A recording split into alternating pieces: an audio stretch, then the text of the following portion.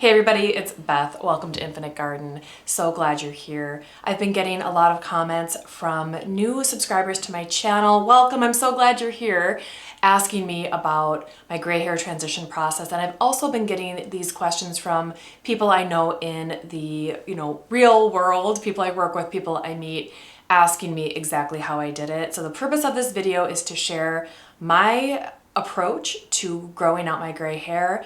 It's only one method. There are many ways of doing it. There is no right way, but in this video, we will be discussing how I used a lot of salon assistance to make as blended and smooth a transition as we could, which was my preferred way of going after it. One of the reasons I personally was looking for a smooth transition process is that because the job I had at the time did require me to do public speaking. Sometimes I would appear on the news and sometimes I would appear before formal bodies. I used to work for the city of Detroit and I often brought my work forward to city council. And although you can do that with any kind of appearance, for me personally, I wanted to appear as close to my comfort zone as possible. I wanted to appear polished and, somewhat like I was being intentional in the process. It was just my own need. Maybe you can relate to that, maybe you can't. So what I did first is I knew for years that I would eventually want to ditch the dye and embrace my silver hair.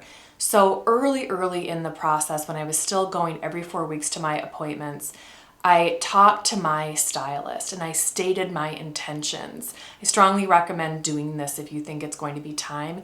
You need to know if your stylist is an ally or not. There will be some stylists who will discourage you and they will say, no, you're gonna look older, I won't do it, don't do it, it's a bad choice, it's a bad mistake. You're going to get people who say that, and you will, though, be able to find people who will be supportive.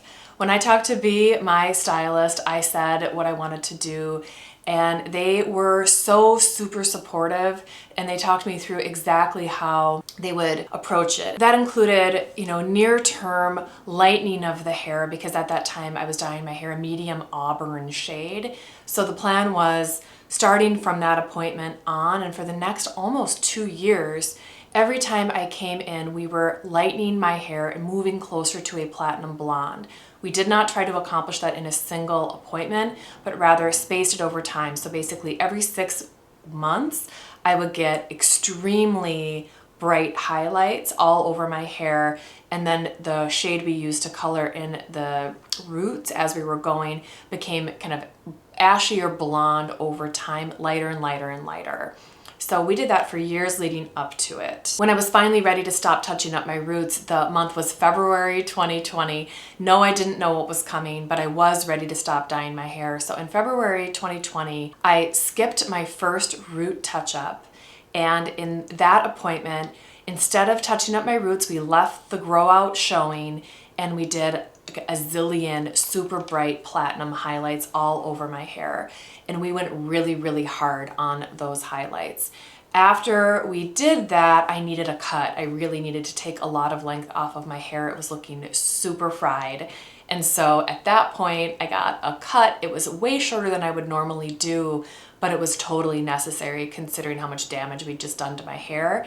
And not too long after that, the world shut down. It was March 2020 and everything came to a close. So I was able to ride out the early days of my transition as part of, the quarantine we were all under. But the point is that I was inside my heart and soul ready already. And so even if that hadn't occurred and life had continued as normal, I still would have done all of these same steps. I just kind of caught a little bit of a lucky break in that I was able to do a lot of this transition in private, which made it very comfortable for me. I totally recognize that folks starting now maybe won't get that same level of cover, and I don't know what to say about that except that I'm very grateful for my timing. So from that haircut in February, I wasn't able to get another haircut until August 2020. That was when we were finally able to do those things.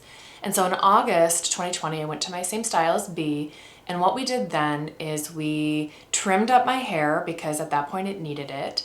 And we also added more highlights at the line of demarcation. At the point of August 2020, I had about 6 months of growth, just enough to really see the difference. and the blonde parts of my hair were looking very warm and brassy. So what we did is add more highlights at the demarcation point to feather in and blend that demarcation line. Really a super crucial step. I want to double underline that that's a really important choice if you are looking for a super blendy grombre sort of look. That really helped. And then B also added some gray toner at that time, which was a huge shock to me because the gray toner was deeper than my hair that you see today. It was, a couple shades deeper, and it was my first time seeing my hair all over gray. And at the first time when I saw it, it looked great. The execution by B on my hair was perfection. Like, there were no notes, totally perfect. But for me, it was a little bit of a shock to my system. It took me a second to get used to it. One of the things I know a lot of people have seen are those stylists that will complete your gray hair transition in a day in a chair off of just like a couple of inches of roots. I think that's brilliant, and I think that's a great way to go, but I think it's important also to know those types of toners, that type of highlight can warm up after you leave the appointment. The gray toner can wash out, leaving behind a brassier, warmer look. And that is what happened here. When a couple months had passed and the gray toner was completely out of my hair, I had more of a, silver and blonde look left over like I went in with, but those highlights we'd put in really affected a great blend, and that blend carried me through to the rest of my transition. I did not need to go ahead and get more highlights to blend the demarcation point. I was able to ride it out from that point on. 1 year and 2 months after I skipped my first root touch-up, I had my first kind of major haircut. I made a video about it, and that video did really well on my channel. It was early in my channel's life, and I was really shocked to see how well that video did. Anyway, I cut off a lot of length and came up quite a lot in my length. I gave myself a pretty short cut, shorter than is my comfort zone, but that cut felt so good. I felt like I got so much of that stale energy off of me by cutting my hair down. I was looking through the photos and trying to remember if we did toner then. We might have done a little toner, but not much. You can see my hair is, you can still see the blonde there pretty well. After that appointment, I just let my hair grow, and I let it grow all the way through to November 2021. In November 2021, we were at basically the 22-month mark or so from when I had originally skipped my first appointment. And this was when I got a major chop again, and we cut off most of the dyed hair. I think if you look at these pictures, you can see little remnants there where you can maybe an inch or so of super blendy hair. So at that point, I mostly did my gray hair transition cut at that time, but I don't really count it as being done then, because I still needed to grow out my hair to a length that I preferred. These shorter cuts that I was doing at the time were just to accelerate the process and to get the super damaged dyed hair off. But I didn't really feel like my transition was done until I'd had the next cut where those, that last inch was gone and my hair was at a length that I preferred. So for me, I would say it took about 2.5 years to go through this process. It involved several key appointments with my super supportive stylist who was helping me on a program. And that program included lightening, blending, toning, and then a ton of really, really careful hair care masks and all kinds of other treatments to take very good care of my hair.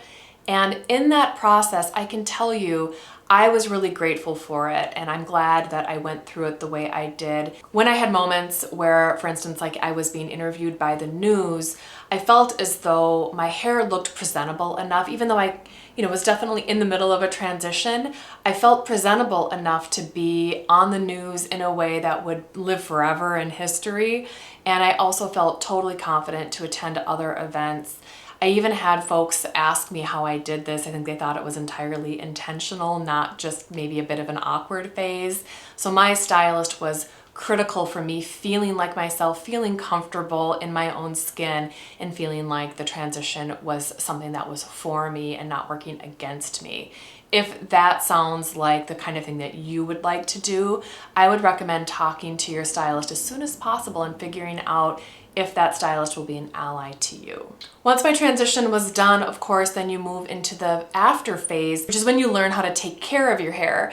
And for me, that includes tons of conditioning treatments, moisture treatments. You know, we also need to do good clarifying rinses to take out the yellow. I've got a ton of videos about that.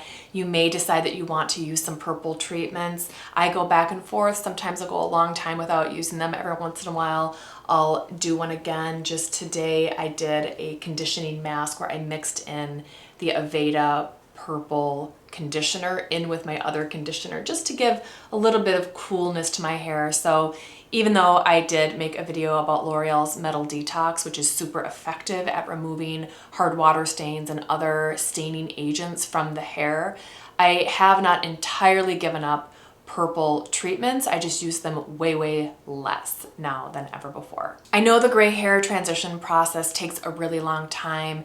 I know that for a person I had a conversation this last week, she was asking me, we've met recently, and she asked me, did you ever dye your hair? And I said, oh yes, I dyed my hair for 15 years.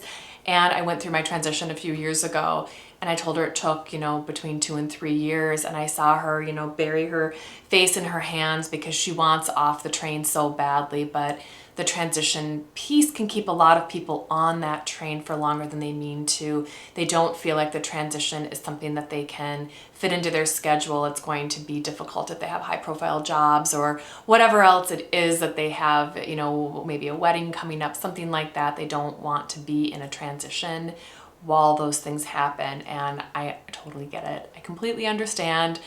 If you can find someone to help you make it graceful, make it look intentional, that might, you know, give you the keys to the kingdom to move forward. I want to hear from you. Was this helpful? Is this something that you have considered? Are you more of a shave it all off and start fresh kind of gal? I really envy folks who could do that. I didn't feel like with my texture I would be comfortable having hair that was only a couple of inches long. That's just me.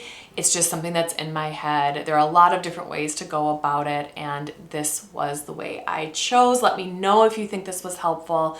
Let me know what you think in the comments. I love to hear from you. If you enjoyed this video, please consider giving it a like. It helps my channel so very much.